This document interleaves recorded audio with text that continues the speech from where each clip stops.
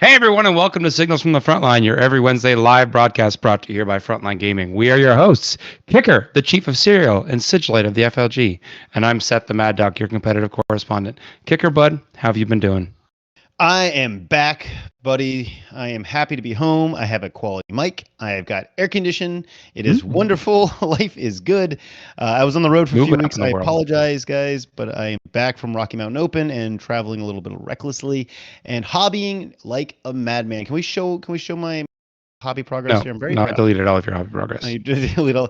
That is 9 heavy weapons teams, 9 mortars, 3 squads of 3 for my guard. I was very inspired after going to Rocky Mountain Open to work that and seeing Gabriel's army and Marcus's army. Both those guys were running guard. Ooh, I need some heavy weapons in there. So been working on those guys.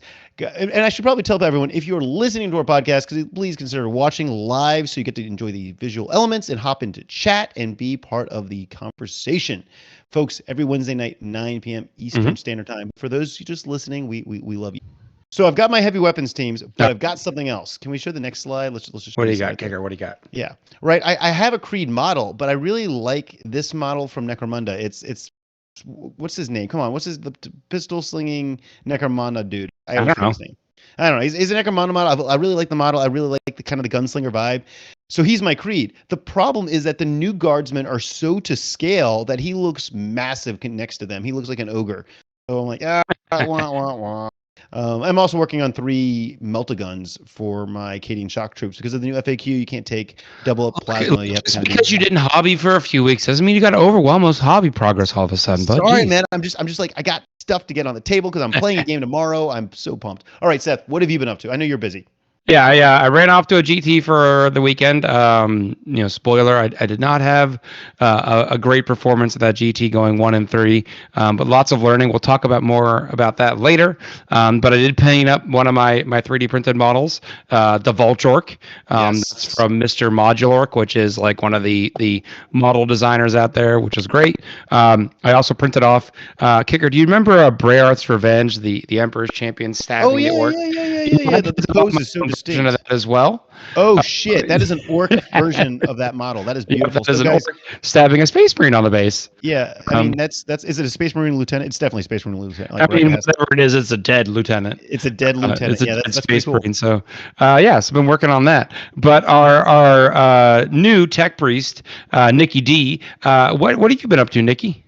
Hey guys, so I received Nurgle's blessing this weekend, and not Nurgle winning a tournament or anything else like that. No, I was down on the couch, sick for a couple of days. Caught up on a couple of different shows on HBO. I can give some recommendations there if needed. All right. But being sick on the couch, I was able to build a few new models. When feeling well, I'm not in the mood for painting and stuff like that, but I can build some models. So I built Karos Fate Weaver, the named Lord of Change. I built a Great Unclean one, and then also a Nurgle Demon Prince. And the new Demon Prince kit is just fantastic. I love it. So I'll get to building, or they are built. I'll get to painting them shortly, but I did have some building that those that are hanging out in the chat here are able to see right now. What's the head choice you went with because the Demon Princes have like I think 5 different head options. Which one did you go with? The Corn one, the Nurgle one? Oh yeah, I did the Nurgle, and so there's different head options, but then there's different. Of course, tail you did the options, Nurgle. And then there's also what? And then the shoulder pad, the left shoulder pad. There's also different icons that you can put on there. So there's some different ways that you can customize it. And the kit's really great. The first one that I built, I went with the Age of Sigmar version of the model. I really like that kit, but then after building the 40K one, I think I got to stick with the 40K one. I actually think it looks a little bit better, more sci-fi, which is what I'm going for. Yeah. Nicky, they're saying your audio is a little low still. Nicky Dee, bring up the audio. Thank you, chat. We love you guys so much. By the way, hi. I missed you guys. I wasn't able to follow along that 2 weeks, so it was good to see you guys. Kicker. Seth, what's coming out, man? What's going on in the industry, guys? The leak was out. Somebody got one of these models somehow by accident. Some people think it was a ploy. Some people think it was a legitimate accident. But Dante has been seen out in the wild and officially announced by Warhammer community. This is that brand new Primaris Dante. What do you hot take, Mr. Nicky Dee? Because you are the resident Blood Angels fan, I guess, right? This is your thing. Are you happy with the new Dante? I will say yes, but Yes. it was when I saw the official Games Workshop release of it that the scaling of the model seemed much more appropriate. I had my worries prior to seeing the photos hot from take. Game What do you Workshop. make of his death mask? Yeah. Well, I mean, okay. I don't know. So Nicky D's happy. Seth, are you happy with this? What do you think? Are you? He is a a stunning Yumi for me to crump. I mean, I know this is gonna sound stupid, but I just really like the jetpack. I like the modern jetpack so much more than the old jetpacks. So, yay for Dante! Happy to see you joining the party, Mr. Blood Angel dude. Well, we've also got a bunch of other stuff coming out. This is including Farsight and Seth Snikrot. Am I saying that right? Snikrot. Snikrot. They're out this weekend. They're coming up. Well, they're coming up for pre-order, and they're fancy new boarding action sets. There's lots of value in these sets. I mean, generally the start collecting / basically like the Combat Patrol start collecting boxes now. Yeah, these are basically the Combat Patrol whatever boxes. But the thing is that, hear me out. The value in these particular two boxes seems really, really good. You're getting a lot of bang for your buck, and all the miniatures in these boxes are pretty usable. Flash Kits, not so sure, but every other model in that is going to be finding some utility. So we've got you just besmirch the good name of Flash Kits. I'm sorry. I know you love your Flash Kits, but they're just not the most optimal choice right now, I believe. Fine. But so in these boxes, right, you get, these cool brand new characters. You're gonna get Snikrot, you're gonna get Farsight. We've also got a boarding patrol for Eldari, and those are the one with all the Corsairs, which is pretty cool. And then we've got the boarding patrol with Drukhari. Nothing too exciting there, but we got the boarding patrol for Grey Knights and boarding patrol for Necron. So a lot of stuff coming out, and like I said, there are values there. These are usually, I'd say for almost all of these, there's a lot of potential in terms of starting a new army. You want these miniatures anyway. Yeah. Seth, have you played Boarding Patrol yet? Be honest. Have not. My time is limited right now. Yeah, I know the box on these says Boarding Patrol, but just think you can use them for whatever you want. Yeah, whatever the hell you want. These are great sets. Like an amazing Snikrot for 40K, even though Snikrot is bad in 40K. No. The one thing though that you gotta realize is that it's kind of hard to get these from your local store right now. It seems like I heard they were pretty limited allocations. Yeah, but that's like for the first few weeks, and then it seems like a lot of stores, including Frontline Gaming, gets them back in stock. So you know if you can sit tight, hold out because you will be able to get them. It just seems like the initial allocations are a bit tight for these Boarding Patrol sets. Yeah. Now. Time for the really big major teaser here. This is the NIDS Terminator teaser. We've got the eye looking at the other eye with the reflection. Yeah. So I'm calling it, man. It's gotta be Space Hulk. So Seth is calling it Space Hulk. Guys, if you're listening live right now, it's Wednesday night. Tonight is the big Adepticon preview. Not that I have insider information, but I have insider information. I talked to a lot of the GW guys. They're extremely excited for this reveal. It's interesting because usually, some of the guys will be excited while others won't be. And then sometimes those other guys will be excited. But this time, all the GW staff seems super hyped up for this Adepticon preview. All right. So check it out tonight. They really love a Space Hulk. They all may really love Space Hulk. I don't know. I really don't know what it is, but based off of the teasers we've got and what Seth and I were chatting about earlier, this definitely looks like Space Hulk to me. They did post up just like minutes ago, Kicker, on their social media, a picture of a large sleeping predatory cat saying the cat nap is over, and kind of hyping tonight's reveal. Everyone's thinking it's going to be, maybe the lion. I personally think it's going to be Luther because let's be honest at this point, 40K just needs some more loyalist Primarchs. Burn. Thank you, Sepulchre of Heroes, for letting me steal that joke. I appreciate it, Evan. Evan is the man on the ground at the event tonight, but he still apparently has time on his phone to post the spiciest of memes. Hey, Seth, we'll stay tuned. I'll throw out a wild card for you, right? So this is pure Nicky Dee speculation. What do you call a group of lions? They're called a pride, right? They're called a pride, right? Who is the most proud of the Primarchs? That's Fulgrim. Oh, completely out of left field. Oh, wow. Deception. which if it's getting into deception, it could be Alfarius. So who actually knows? So Is wow, where we're going. well, you really stretched for that, bud. I mean, You- yeah, man. I can see the gears turning in the background. You were like, "How can I throw all of this and that?" You worked for that, so good job, Well Nicky. done, Yeah. Nicky Thank D. you. Yeah. You know, I was watching a few other shows earlier tonight while I was getting a little hobby time in, and it looks like some people think Epic might be a possibility as the announcement. Oh, for that'd this. be cool. Yeah, so stay tuned. Like I said, by the time you're listening to this, if you're listening to this tomorrow on your ride to work, well, you'll know what it is. But something big is happening tonight, and we're all very excited. Yeah.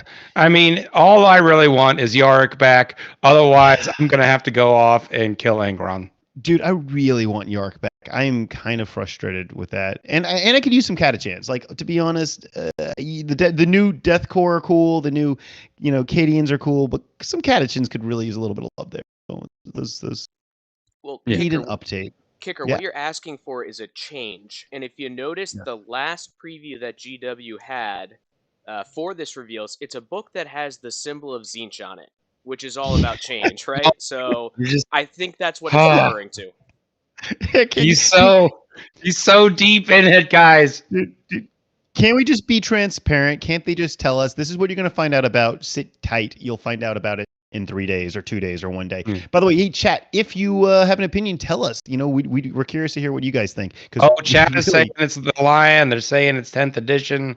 They're saying it's the Lion Alfarius. Chat's going wild tonight. All right, well, so if we're thinking it's the 10th edition, then what is GW going to announce during Warhammer Fest, right? Like, that's And then, to me, that's why I don't think they'd announce 10th edition, because you've got this Adepticon here in March, and then you've got Warhammer Fest in like 3 or 4 weeks. Yeah. I feel like they would do it then. That's just me. Save the big reveal for my event. Yeah, that would be what I would do if I was James Workshop. I'm not James Workshop though, so yeah. So I mean, well, I guess we'll find out soon, guys. Let's talk really quickly about some of the upcoming events we've got. We've got the Bay Area Open. This is happening, guys. It's getting bigger and bigger and bigger. We will have faction pins there. They were a huge hit at RMO, of course, it's Cherokee. So those are your faction pins you get for being basically best in faction at the event for all game systems, from Legion to Age of Sigmar to 40K. And don't forget, those pins grant you into a special prize pool at LVO. So they don't just look pretty; they have functional purpose as well. Functional.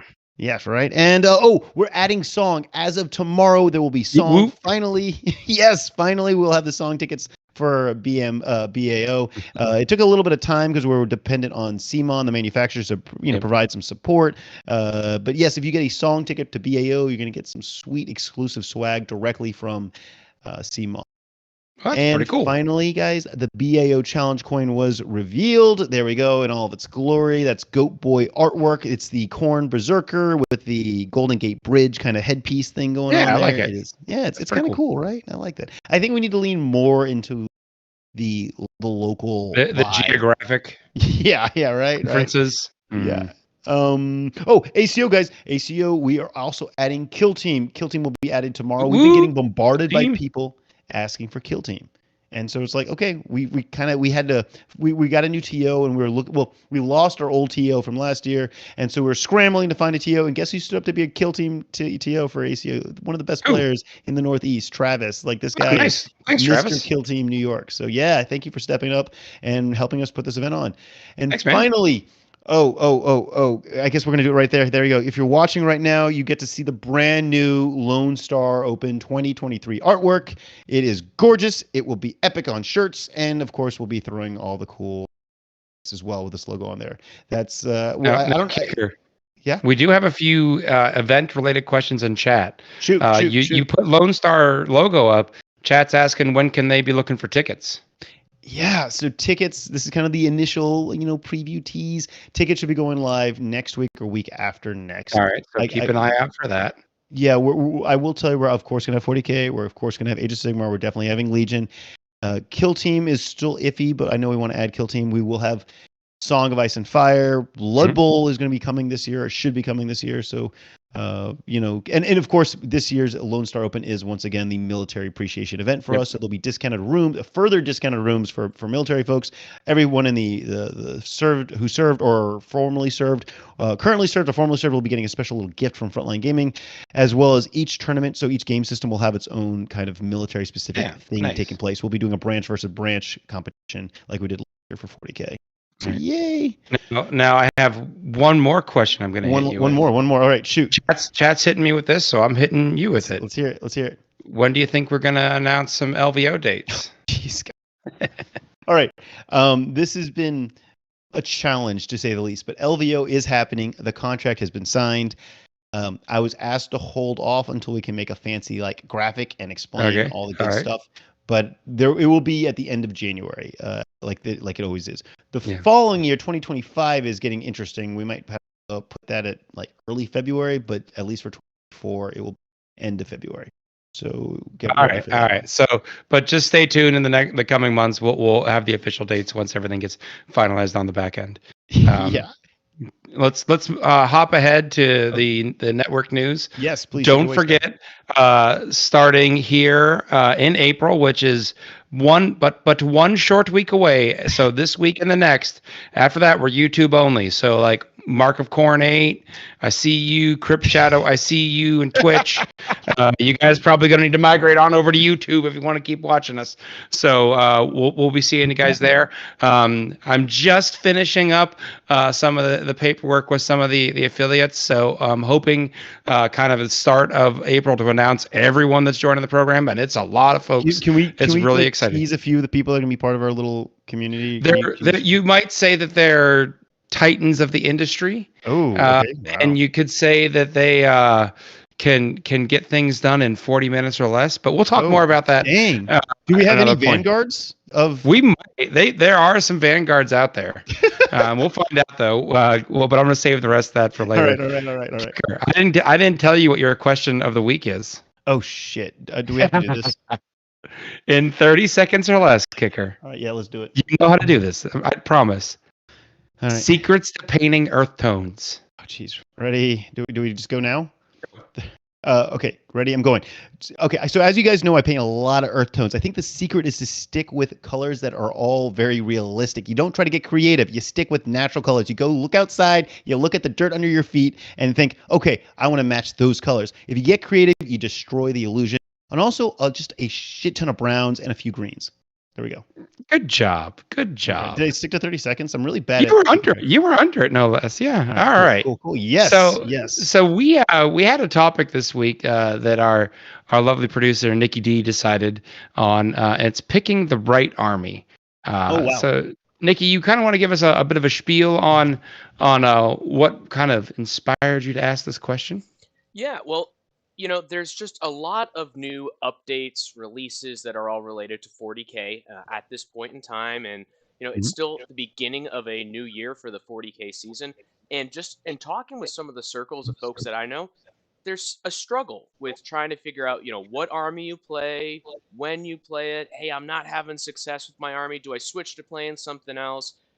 Is there a new edition coming? What do I do? So there's a lot of paralysis by analysis, I like to call it, in these sort of situations. And ultimately, my point of view on this sort of thing is this is a hobby for all of us. So, for you, Seth and Kicker, you guys have been doing 40K, longer than I have. So what do you do? How do you pick that right army, whether it's a faction overall, or how do you pick a specific army that you're bringing, to an event this weekend or that you're going to play for the next month? What's your thought process like? What should you do? And what are some tips for things to avoid so you don't end up in that spiral? All right. And I think that it's important to note that this is not just advice for, new players, but anyone that's even been in the hobby for a long time. Sometimes you need to, recalibrate yourself and think, should I be switching a new army at this point? And why? Seth, do you want to start off with the tactical one here? Well, I was gonna say, to me, the guiding principle for picking your army needs to start off with what is your goals in 40K.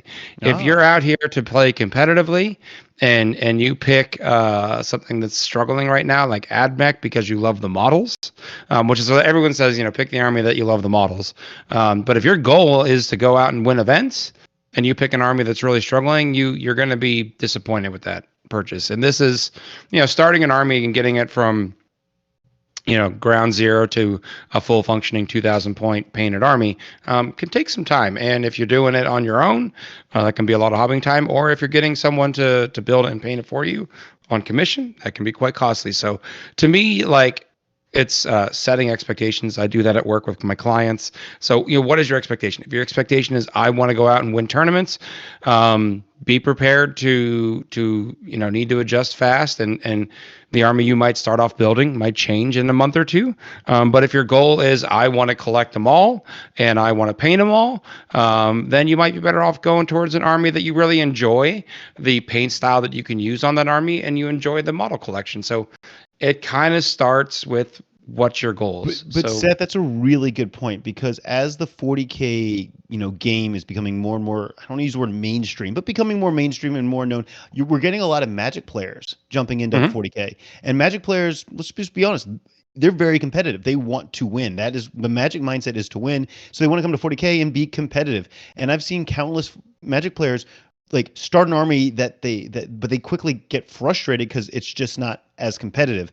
Maybe at one point it is and then it isn't. So you like you said, Seth, set that expectation. If you're going to be choosing to play Knights, realize Knights might not take you all the way to the top. They might be a lot of fun, but they're not going to take you all the way to the top. Kind of a complete side tangent here. We sure. have I think a new commenter. I haven't seen him before because of Ben. Are newcomers welcome to tournaments? Absolutely. Yes. There are boatloads of newcomers to every tournament I go to. Everyone's super welcoming. I think, again, that's a case of setting expectations. You don't want to walk in being like, I've played a couple of practice games with my friends. I'm saying this not facetiously. I did this.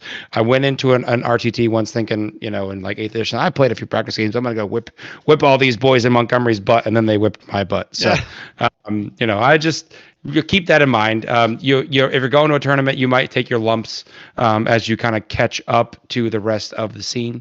I think Seth, also explain the pairing system, that if they lose their first round, then they start getting paired into people that are also have lost their first round. So you'll eventually hit that same talent and skill level and army composition. There's a lot of things to go into if you're new to the hobby. What's your intent? Or if you're a current person in the hobby that you want to start a new army. To me, it's always, how is that different than what I currently play, which kind of gets into play style. I have orcs. Orcs go punch you.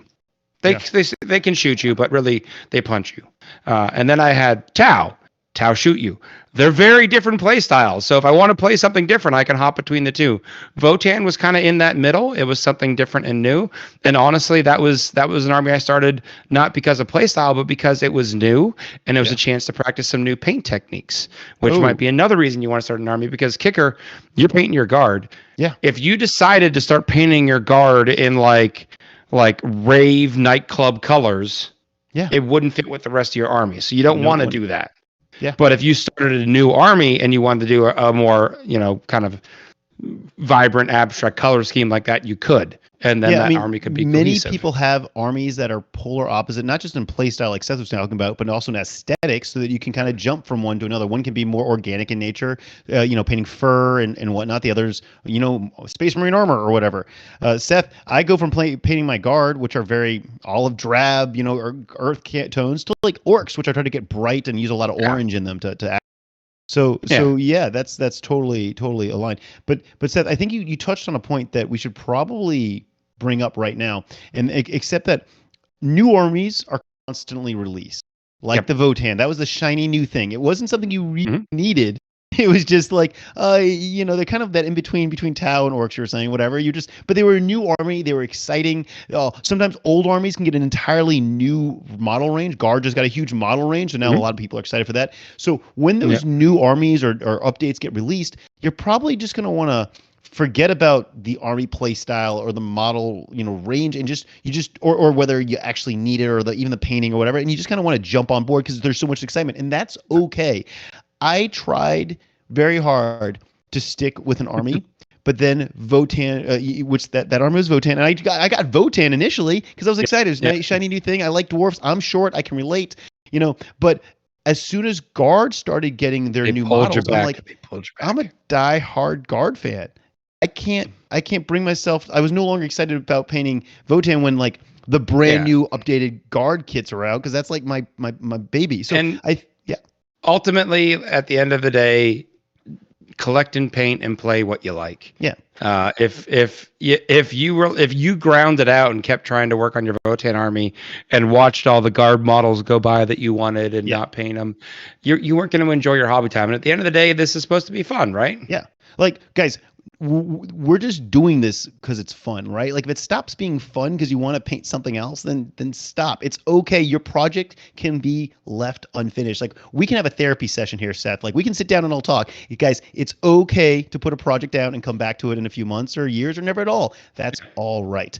I was very guilty of, when I start something, I have to finish it. And my life got so much better in terms of this hobby when I finally realized it's okay to just stop and move. Yeah.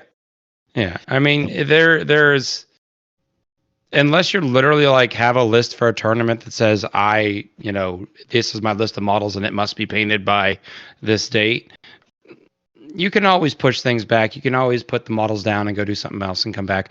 I literally have models that I was like halfway through painting, got bored with painting them, put them. I have a very complex organizational system at this point between painted models, built models, primed models, and half painted models, where I got halfway through painting them, got bored, and put them away.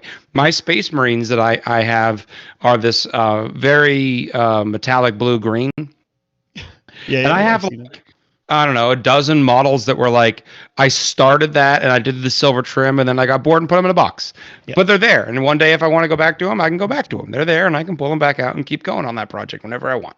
Well, Seth, I'm just looking in chat right here. Somebody reminded me, cost and transportation. Those are two very important things. Cost, obviously, some armies are just financially prohibitive for you to start. If you are, got to watch your pennies. Certain armies we don't recommend. And transportation, some armies, my Guard army, there's a lot of tanks. Those tanks are taking up a lot of space. They're not as easy to travel with as a nice Custodes army, for example. Yeah. So that also goes back to, I think, what your goals are. If your goals are, I'm going to go down to the local game store and play a pickup game once a week, you probably don't have to worry about transport as much as someone that's planning on flying to events, every other month. And they've got to figure out, how do I pack that up safely, store it, and fly it?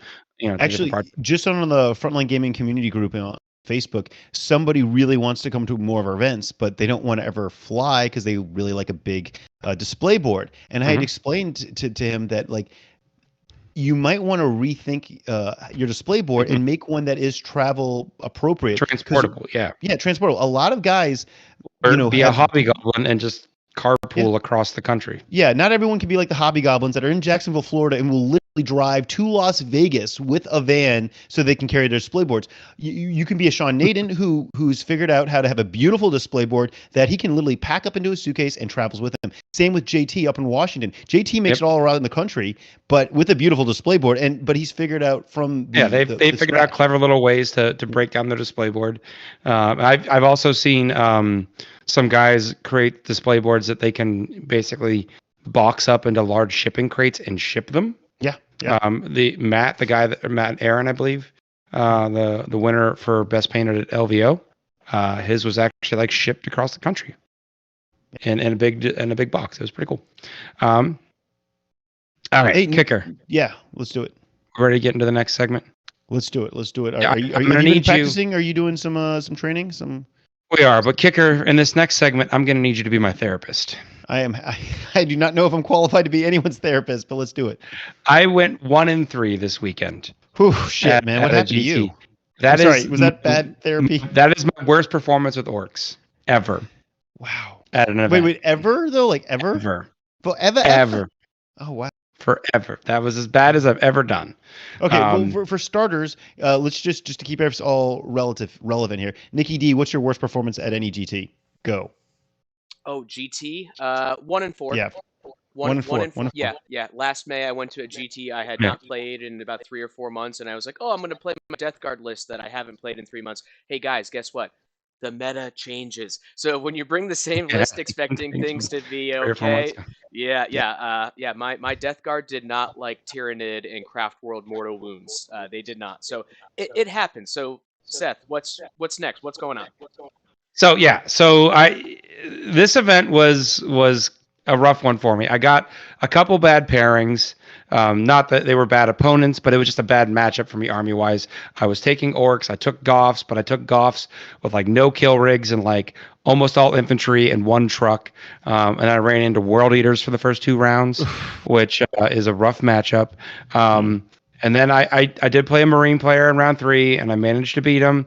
And then I ran into a Death Guard player in round 4, and in the entire game, I killed 5 Blight Lords and 20 Poxwalkers, and that was it. And he basically tabled me. And then my wife had some stuff going on, so I ended up having to leave early. But that was probably for the best, because I wanted to talk about this week dealing with losses. Because boy howdy, did I get a lot of them this weekend. And the thing we always say about, losing in 40K is as long as you're learning from your losses, you're going to get better, right? Yeah. So what do you guys try to learn when you lose? Like, how do you try to like put the disappointment, the emotion to the side and learn something from the game? I mean, you're asking me, man. And this doesn't have to be 40K. Yeah. Okay. So I try to figure out how can I make this fun, right? Like, how could I? Because I am pretty competitive, and luckily I don't have a lot of competitiveness in 40K because I'm just not that good at it. I mean, I'm decent, but I'm not that good. So I realized if I'm going to play 40K competitively and I'm not going to win, how can I have fun, right? So with me, when I take a loss, I'm like, well, did I have a good time? And if I didn't have a good time, then I need to work on why I didn't, because I'm probably going to lose more games than I'm going to win. So, like for example, if I am upset that I lost, then like I got to work on that immediately. So, did I take the game too seriously? Well, I need to like chill out a little bit more, or more importantly, maybe I should focus on achieving maybe not a win, but maybe more. So then instead of getting 60 points, I get 70 points or something like that. But Seth, do you get? I have to ask, man. Have you gotten do you get tilted when you start losing? Yeah. Like, is that? So that's why I say it was probably best that I left at that point, because I definitely was losing my mental focus, and a lot of people call that getting tilted.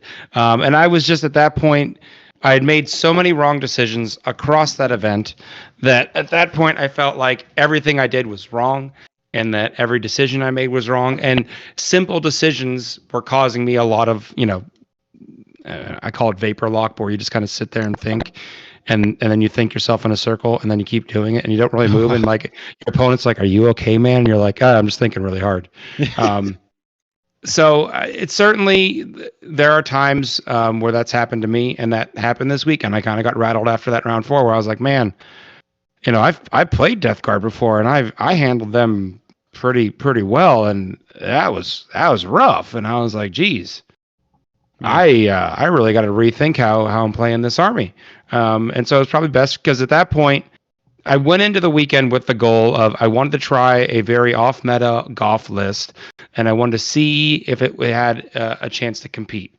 Well, I certainly at that point had determined that it did not have a chance to compete. So in terms of like answering that question, I'd answered that question. A 5th round wasn't going to change my mind there. Yeah. And I personally think I probably wasn't the most fun opponent to have at that point. So it was probably best for me just to step away. But other things that I was doing kind of afterwards is, in the heat of the moment, I probably couldn't tell you exactly what I did wrong or how I could have played those games differently. But Monday, I got back home Sunday, and then Monday I made myself sit down and look at my scores and kind of mentally go through each game. We're like, all right, what happened there? What things did I have an expectation for that didn't turn out that way? So I went through a lot of my secondaries, and there were certainly some ones that were like big, oh yeah, that was not a smart move. Against the Death Guard player, I took Assassinate, because he had like 6 characters, but he had 6 characters standing behind like 15 Terminators, 20 Poxwalkers, and 20 like Plague Bearers, or with Plague Marines. I was never getting back there. That was a win more condition. And that was just like, I assumed in my head I was going to blow through the Death Guard army. But Nicky Dee, our lovely Chaos correspondent, what's Death Guard known for? Not dying. So my plan of, and then I killed them, had a flaw. Yeah. So, but at that point, at the time of the event, I couldn't see it. I just saw that as, oh, he's got 6 characters. That's 15 points. I'll go for that. Haha. Not really thinking through its death card. If you get to his characters, you probably already won anyway. And Seth, that was your 4th round, right? That was my 4th round. So I was already probably a little rattled. But like my earlier rounds, I played World Eaters, and in the first round, I took behind enemy lines because I thought, oh, he's going to run at me. I'll put some stuff in deep strike, and then boom, he'll leave his backfield open, and I'll go score some points. And he had some smaller units to keep back there and kind of make it hard for me to get back there. But it also was World Eaters. They were in my face. They were constantly punching me. I needed all my assets to punch back. So if I had done something different, a little bit more passive, like Green Tide, I'd have gotten a few more points. And I only lost that first round by 8 points. Okay. So a few more points here, a few more points there might have changed the difference of that game. The last, not the last loss, but the one in the middle against another World Eaters player, I got it in my head that World Eaters don't have shooting kicker. Yeah, I think that's, kind of... He had a corn load of skulls. Oh. That has a bunch of bullets. Yeah. Wow. I was like, oh, he's shooting me. And that's a problem. Yeah. And so then like that definitely like in my head of like, I'm going to have a unit go over here. It's going to kill something. He'll send something to kill it. And then I can keep trading. It was like, no, I sent a unit out to kill something and then he just shot it. And I was like, oh, yeah, that's right. That thing has bullets. Crap. So just not respecting some things in my opponent's list, kind of getting pigeonholed and playing against a faction and seeing one list type and not thinking that there are other ways that army might play. So that's something I learned from there. In terms of list tactics, I learned a lot about my list. I learned a lot of things that did not work well in my list. I learned a lot about other codexes. But importantly, I'm not going to let these losses stop me from playing. I had friends years ago that would get very demoralized from losses and just stop playing for a while. The only way we get better, Kicker, is doing what? Practice. So if I just go lick my wounds and don't play for a month or two, you're not going to get any better, buddy. Am I likely to remember the lessons I learned this last weekend? No. But Seth, as your temporary therapist during this temporary show, I have to make a recommendation, or I guess a question first, and hopefully that can lead to a recommendation. After round 1, you lost. It was a narrow loss. Mm-hmm. Did that potentially set you up for failure for the rest of the day? Is there a way you could have maybe started fresh going into round 2, regardless of what happened in round 1? I don't feel like I was too demoralized going into round 2. Okay. I knew World Eaters were a tough matchup. I lost by 8 points. I went second. Because it was such a close loss, though, some people get more... I get more demoralized by a large loss, not a small loss. Okay. All right. A small loss is like if I chose one or two things different, I think I could have fixed it. I lost my second game against World Eaters, which, mind you, I just lost by 8 points, by 33 points in the second round. Yeah, a little bit more. That was not pick a different secondary and I'll do better. Yeah. That was not if I made a conservative play and held on to this objective, I would do better. That was I made fundamental assumptions about how his list would play that were just wrong. Yeah. So to me personally, I get more demoralized from a large loss than a small loss. So because you do see people that spiral, like, right? They go into round 2 already not at the best mindset, so they're gonna lose round 2, or they're more likely to lose round 2, and then by the time they get to round 3, 4, it's already not looking so pretty. So I'm glad that didn't happen to you, though. That's it didn't happen until round 4. It didn't happen round 4. But what I was getting at is like, I'm going to an RTT this weekend. Yeah. I'm going to try a different list. I'm going to try the triple kill rig list. I've played it before. It's worked. I've said many times that I think the meta is going to be tough for big vehicles, but I can't deny the performance. The triple kill rig list keeps having good event placements, and my personal performance has not equated to that level of results. So I'm going to try what works. I'm going to get out of my own head, which I think is something that a lot of competitive players, Disflux calls it scheming. I think a lot of us, and I definitely was victim to this, where in my own head, I thought I was smarter than the rest of the meta, and I was going to be ahead of it. There's such thing as being too far ahead of the meta, I think. Yep. And really, I had friends kicker that I told that list idea to, and they told me I was being dumb, and I was like, no, I'm smarter than them. And these friends kicker, these friends are a lot smarter than me. These friends have made top 8 at LVO. Oh, dude. I haven't made top 8 at LVO. So there was definitely some ego on my part that got in the way, I think, of me listening to those opinions.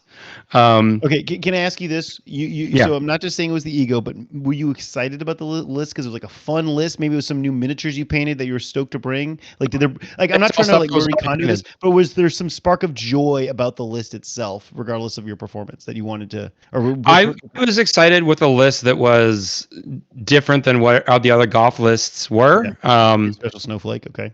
Yeah, I fully admit that I frequently feel like I try to snowflake with my lists rather than just take I can have someone write the perfect list and hand it to me, and I still feel like somehow like I have a compulsion to change it. Yeah, you want to put your own like personal spin on it. Like I respect that completely, man.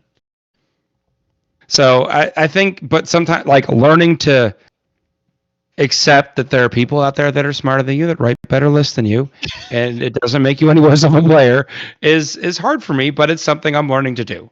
And I think dealing with losses like this and having weekends like this are how we grow as players. Okay, going to recommend this really fast to you. If you're going to ask someone for list advice, take it. Right? Yeah. Like don't ask for someone like because I got friends and I'll ask for their advice and I'm like, no, I still want to play with the fun bits. Like, well, don't waste their time. And also like you're trusting them if you're especially if you've got like a friend that you think is like legitimately better than you and can really give you good advice.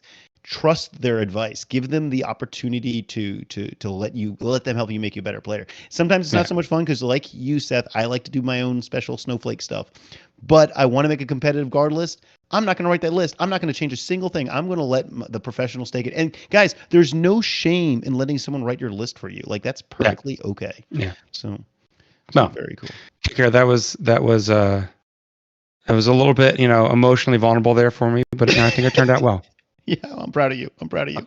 Well, I think we're reaching our time limit. We want to make sure everyone's got a chance to go stretch their legs, go to the bathroom, get a snack, all that jazz before the LVO, or not the LVO, the Adepticon preview. I don't quote me on this chat. Chat was saying it earlier. I think it's an hour from now. I think it's 10 p.m. Central. Correct. 11 Eastern? Yeah. All right. We have been confirmed by our producer that is correct. So you guys got an hour to get going to that. Any final thoughts for the night kicker? No, guys, I'm excited to find out what is this big reveal all about. We have our predictions. We've set. We've got, money's been placed. We know what we want. Money's been placed. So I request for next week we kind of do a recap of this reveal and we see who is right, who is wrong, and go from there. What do I get when it's Luther? You said money was placed. Okay, if it's a Luther, I'm sending you some that special games day orc that I found. Oh yeah, all right, good deal. All right. Yeah, one of our secondhand shop things. So guys, thank you so much, Seth. Take us out, buddy. Thank you so much for joining us. We really hope you enjoyed this episode of Signals on the Front Line. Have a great week, and we will see you next Wednesday with me being right about it's Luther, not the Lion.